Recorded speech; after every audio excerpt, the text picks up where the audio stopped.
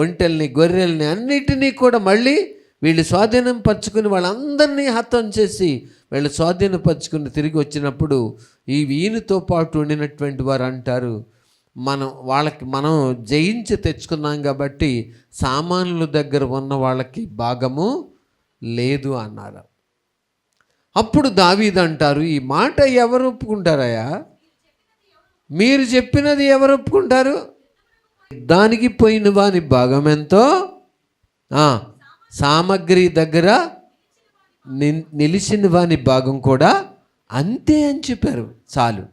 చూసారా, చాలామంది ఎక్కువ పరిచర్య చేస్తే ఎక్కువ చేసినట్టు, తక్కువ పరిచర్య చేస్తే ఏమీ చేయలేదన్నట్టు మనం తృణీకరించబడడం అనేది లోకంలో జరగవచ్చు. కానీ తక్కువ పరిచర్య చేసినా ఎక్కువ పరిచర్య చేసినా చేసే మనసు వాళ్ళకు వచ్చింది, ఆ పరిచర్య చేసే మనసు వాళ్ళల్లో ఉంది కాబట్టి వాళ్ళు ధన్యులు.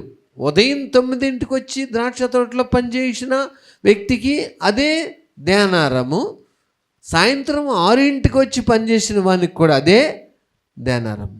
ముందొచ్చిన వ్యక్తి అంటారు, నేను మార్నింగ్ 9ంటికి వచ్చి సాయంత్రం 6 వరకు కష్టపడ్డాను, ఎండబాధంతా సహించాను, నాకు ఒక ధ్యానారం ఏంటి? ఇప్పుడే గంట క్రితం వచ్చిన అతనికి కూడా నాతో సమానం చేశారేంటి అని అంటే ప్రభు అంటారు, నీవు ఒక ధ్యానారం అనేకే కదా ఓ ఒడంబడికి చేసుకున్నావు, నా సొమ్ముతో నేను ఇచ్చుట నీకు కడుపు మంటగా ఉందా అని చెప్పి ప్రభు మాట్లాడారు. అవును దేవుని బిడ్డలారా, పరిచర్య చేసే మనసు ఒక వ్యక్తికి వచ్చింది అంటే వాళ్ళు చిన్నది చేసినా పెద్దది చేసినా, ఎక్కువసేపు పరిచర్య చేసినా తక్కువసేపు పరిచర్య చేసినా మనం అట్టి వారిని చూసి తృణీకరించడం మంచిది కాదు. చేశారా లేదా? మన చేతికి 5 ఏళ్ళు ఉన్నాయి, 5 ఏళ్ళు సమానంగా ఉన్నాయా? ఒకటి కురసగా ఉంది, ఒకటి పెద్దగా ఉంది, ఇంకోటి పెద్దగా ఉంటుంది. కానీ అన్నీ కూడా పనిచేసేటప్పుడు ఏం చేస్తాయి? ఐక్యత కలిగి ఉంటాయి. నేను పెద్దేళ్ళు కాబట్టి ఎక్కువ కష్టపడాలనేది ఉండదు, చిన్నేళ్ళు కాబట్టి తక్కువ కష్టపడాలనేది ఏముండదు. అన్నీ కలిసి ఉన్నప్పుడే అక్కడ ఒక బలమైన పట్టు అనేది దొరుకుతుంది. చిన్నది పెద్దది అన్నీ ఏమవ్వాలి? కలవాలి. అలాగే చిన్న పరిచర్య చేసిన వాళ్ళు పెద్ద పరిచర్య చేసిన మన మనసులు ఏమవ్వాలి? కలవాలి. మన మనసులు కలవకుండా మనం తృణీకరించడం అనేది మనుషుల్ని చూసి పెద్ద చేశారు, ఏం చేశారు అని చెప్పేసేసి తృణీకరించడం అనేది మనకు మంచిది కాదు. కాబట్టి దేవుని పరిచర్యలో చాలామంది ఇలాగే పరిచర్య చేస్తూ ఉండి కూడా తృణీకరించడం అనేది జరుగుద్ది. దేవుని బిడ్డలారా, మీ ఇంటిలో లేక మన గృహాల్లో తృణీకరించుచున్నామా? ఉదయం వచ్చిన 9 గంటలకు వచ్చిన వ్యక్తికి ప్రభు అదే ధ్యానారం ఇచ్చినారు, సాయంత్రం 6ంటికి వచ్చిన వ్యక్తికి కూడా అదే ధ్యానారం ఇచ్చినారు. ఏంటి ప్రభా ఇలా చేశారంటే, అది నా సొమ్ము, నీకు ఎంత ఇవ్వాలని చెప్పాను ఫస్ట్లో, నేను అదే నీకు ఇచ్చాను, నేను నీకు అన్యాయం ఏమీ చేయలేదని ప్రభు చెప్పారు. అలాగే దేవుని బిడ్డలారా, ఈ సృష్టి 9ంటికే జనాలు రావాలంటే రాకపోవచ్చు. అంటే అతని మనస్సు 6ంటికి రావడానికి ఏమైంది? మనసు కుదిరింది. కాబట్టి 9ంటికి వచ్చిన వానికి ఫస్ట్ కుదిరింది, 6ంటికి వచ్చిన వానికి కుదిరింది. కాబట్టి మనసు కుదిరటానికి ఇంత టైము పట్టింది. పరిచర్య చేయడానికి, ద్రాక్ష తోటలో పనిచేయడానికి మనసు కుదరటానికి ఎంత టైం పట్టింది కాబట్టి ఏదో ఒక రకంగా అసలు ద్రాక్ష తోటలో అడుగు పెట్టారు. అది కావాలి, ప్రభు యొక్క ఉద్దేశం అది. అందుకని దేవుని బిడ్డలారా, తృణీకరించబడుట అనేది మనిషి జీవితంలో జరుగుతుందా? నువ్వు సరిగ్గా అందంగా లేవు అని చెప్పి మనుషులు తృణీకరిస్తున్నారా? అసలు నువ్వే బట్ట ధరించినా అసలు నగలు ధరించినా బాగోవు అని చెప్పి తృణీకరించబడుతున్నారా? లేక మీ ఇంటికి వస్తే అసలు మీ ఇల్లు బాగోదు, అసలు మీరేంటో అదొక రకంగా ఉంటారు అని తృణీకరించబడుతున్నారా? తృణీకరించబడుతున్న మనుషులు ఏమవుతారు? దేవుడు ఏం చేస్తారు? మూలకు తలరాయిగా చేస్తారు. ప్రభా నేను తృణీకరించబడుతున్నానా? మంచి చేసి దేవుని యందు భయభక్తులు కలిగి ఉండి తృణీకరించబడుతున్నానా? అది నాకు హితమగును. కానీ నా ప్రవర్తనలో సరైన స్థితి లేకుండా, మాదిరికరంగా లేకుండా నేను తృణీకరించబడుతున్నానా? అది హితము కాదు. ఒక్కసారి జ్ఞాపకం చేసుకొని మీ సన్నిధి మాత్రం ఉంచమని, ఇచ్చిన కొద్ది మాటలు మా హృదయాల్లో ఫలింపచేయమని యేసు నామమున అడుగుతున్నాం తండ్రి, ఆమేన్. అందుకనే ఏ పరిస్థితుల్లో మనుషులు తృణీకరించబడుతున్నారో ఆ పరిస్థితిని బట్టి మనం భక్తిలో ఎదగాలి. భక్తిలో ఎదగాలి. తృణీకరించబడుతున్న మనము ఏ పరిస్థితుల్లోనైనా క్రీస్తుని బట్టి తృణీకరించబడుతున్నావా? యేసుప్రభు చెప్పినారు, మీ పేరు చెడ్డదని కొట్టివేసినప్పుడు, అంటే మిమ్మల్ని తృణీకరించినప్పుడు మీరు ఆనందించి గంతులేని మీ ఫలము పరలోకమందు అధికమగునన్నారు తప్ప, మిమ్మల్ని తృణీకరిస్తే, మీ పేరుని బట్టి తృణీకరిస్తే, మీరు చేస్తున్న భక్తిని బట్టి తృణీకరిస్తే, మీరు చేస్తున్న ప్రార్థనను బట్టి, మీరు వస్తున్న భక్తి క్రమాన్ని బట్టి మీ ఇంట్లో వాళ్ళతో బయట వాళ్ళతోనో ఏదో ఒక విధంగా తృణీకరించబడుతూ బంధువులతో కానీ తృణీకరించబడినంత మాత్రాన కుంగిపోవలసిన పని లేదు. ఒక బంతిని ఎంత గట్టిగా మనం గోడకేసి కొట్టేదామో అది అంతే స్పీడ్తో ఏమవుతుంది, మళ్ళీ వెనుకకు రావడం అనేది జరుగుద్ది. కాబట్టి ఎంతమంది చేత మనిషి తృణీకరించబడతారో అంతే, ఎంత ఫోర్సుగా తృణీకరించబడతారో అంతే ఫోర్సుగా మనుషులు ఏమవుతారు, ఆశీర్వదించబడతారు. తృణీకరించబడిన మనుషులు ఈ భూమి మీద మనిషి తృణీకరిస్తారు. ఏంటి అసలు మా ఇంట్లో చూడండి ఎన్ని వస్తువులు ఉన్నాయో, మీ ఇంట్లో అసలు ఏమి లేవు, ఏంటి మీ సంసారం ఏమిటి, మీ కుటుంబం ఏంటి అని చెప్పి మనుషులు తృణీకరించవచ్చు. మా మంచాలు చూడు ఎంత పెద్దవో, మీ మంచం చూడు ఎంత చిన్నదో, మీ ఇంటికి వస్తే ఏమీ లేవు, సెల్ఫ్లో కానీ ఇంట్లో కానీ ఏమీ లేవు, మా ఇంట్లో చూడండి ఎన్ని ఉన్నాయో అంటే ఏం చేస్తున్నారు, మనుషులు తృణీకరించవచ్చు. మనుషులు తృణీకరిస్తారు. చూడు, ఒక ఊరు వెళ్ళాలంటే, ఒక ఫంక్షన్కి వెళ్ళాలంటే ఒక మంచి బట్ట లేదు నీకు, నాకు చూడు అసలు ఎన్ని ఉన్నాయో అని చెప్పి తృణీకరించవచ్చు. దేవుని బిడ్డ, తృణీకరించబడుతున్నటువంటి మనుషులు బాధపడుతూ ఉంటారు. కానీ దేవుడు ఈరోజు మనతో మాట్లాడేది ఏమిటంటే, నీ భార్య చేతనే తృణీకరించబడుతున్నావా బిడ్డ? నీ భర్త చేతనే తృణీకరించబడుతున్నావా? నీ పిల్లల చేతనే తృణీకరించబడుతున్నావా? నీ కుమారులు నీ కుమార్తెల చేతనే తృణీకరించబడుతున్నావా? రక్త సంబంధుల చేతనే తృణీకరించబడుతున్నావా? వాళ్ళ పని అయిపోయింది, ఇంకా వాళ్ళ పరిస్థితి ఏమి లేదు, చాప్టర్ క్లోజ్ అని చెప్పి తృణీకరించబడుతున్నావా?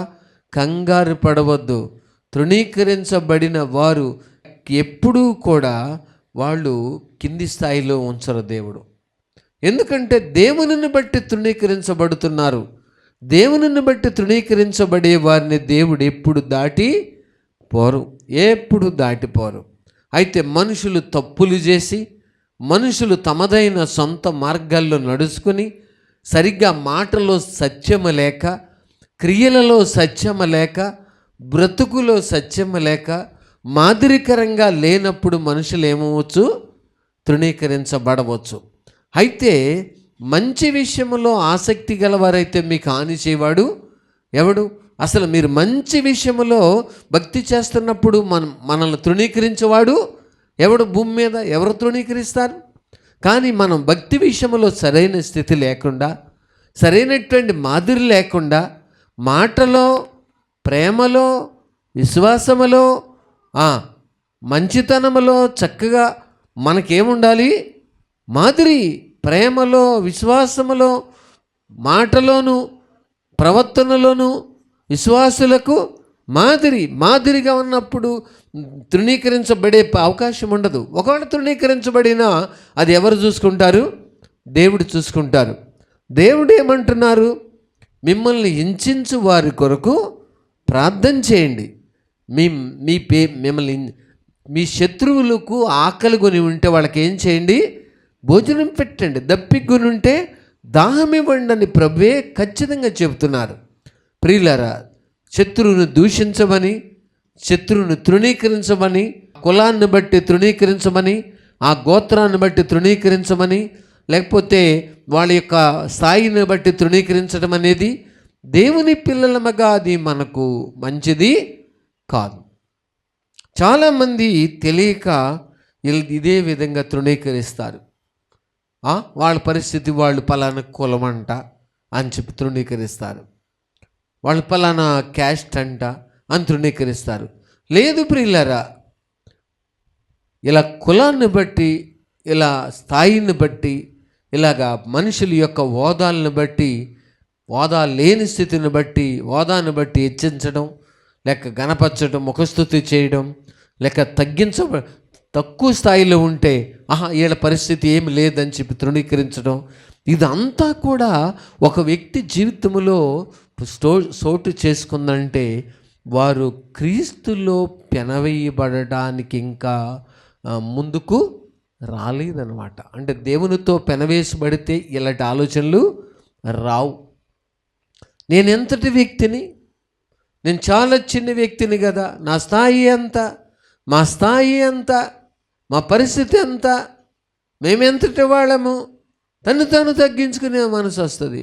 వాళ్ళ పరిస్థితి ఎక్కడో, వాళ్ళ పరిస్థితి ఏమిటో మనకు తెలియదే, నా పరిస్థితి ఎంత చిన్నది అనేలాగా తగ్గించుకునే మనసు మనలో పనిచేస్తున్నప్పుడు ఇంకా ఇతరులను తృణీకరించే ఆలోచన మనకు రాదు. అందుకనే అందమును బట్టి పొగిడేవారు ఉండొచ్చు, అందము లేని దాన్ని బట్టి తృణీకరించేవారు ఉండవచ్చు. చూడండి, ముఖం నిండా పోటకపు మచ్చలు వచ్చేస్తాయి, మచ్చలు. ఆ ముఖాన్ని చూసినప్పుడు ఏమనిపించదు, అసలు అందంగా ఉన్నట్టు అనిపించదు. చూడండి, ఆ అమ్మాయి అసలు బాగోదండి అని చెప్పిదము, అసలు బాగోదండి, అసలు అమ్మాయిని చూసిన వాళ్ళు ఎవ్వరు వివాహం చేసుకోరండి అని చెప్పేదారు. ఒక మ్యారేజ్ లింక్స్లో పనిచేస్తున్న ఒక బ్రదర్ అంటున్నారు, బ్రదర్, గవర్నమెంట్ జాబ్స్ ఉన్నటువంటి వాళ్ళు ఈరోజు సినీ యాక్టర్స్ లాంటి వాళ్ళు కావాలంటున్నారు, క్రిస్టియన్సే, సినీ యాక్టర్స్ లాంటి వాళ్ళు కావాలంటున్నారు. ఎన్ని పంపించినా ఇది నచ్చలేదు, ఇది నచ్చలేదు, ఇది నచ్చలేదనే చెప్పి మాకు పంపిస్తున్నారు. చిన్న గవర్నమెంట్ ఉద్యోగం ఉంటే చాలిక ఇక అసలు ఏ మాత్రం కూడా లోబట్టలేదు అని చెప్పి ఆయన చెప్తూ ఉన్నారు. నిజమే దేవుని బిడ్డలారా, ఈ రోజున ఎంతమంది తృణీకరించినారు, నన్ను ఎంతోమంది తృణీకరించి ఉండవచ్చు, కానీ దాన్ని బట్టి నేను బాధపడటం కాదు, సంతోషించడమే. తృణీకరించబడుతున్నావా? క్రీస్తుని బట్టి తృణీకరించబడుతున్నామా? లేకపోతే భక్తిలో అడుగు వేసిన దాన్ని బట్టి తృణీకరించబడుతున్నామా? పరిశుద్ధ గ్రంథమును మోయిస్తున్న దాన్ని బట్టి తృణీకరించబడుతున్నామా? దేవునిలో నమ్మకంగా సాగుతున్న దాన్ని బట్టి తృణీకరించబడుతున్నామా? భయపడొద్దు. ఎంత తృణీకరించబడతామో మనం అంతగా దీవించబడతాం, అంతగా హెచ్చించబడతాం, అంతగా దేవుడు మనల్ని పైకి లేవనెత్తుతారు. అందుకని పెంట కుప్పల నుండి దీనుల పైకి లేపు ప్రభుడవు నీవే, పెంట కుప్పల నుండి నుల పైకి లేపు ప్రభుడవు నీవే, గర్వమనసి గద్దెలు దింపి ఘనులనైనా మేపవగది, గర్వమనసి గద్దెలు దింపి ఘనులనైనా మేపవగది, రేయి పగలు నీ పద సేవే జీవదాయక యుగమేలు సాటి దేవుడ నీవే నాదు కోట ప్రియులరా, తృణీకరించబడిన మనుషులే ఈ రోజున కోట్ల చుట్టూ ఏమవుతున్నారు? ఒకరినొకరు తృణీకరించుకొని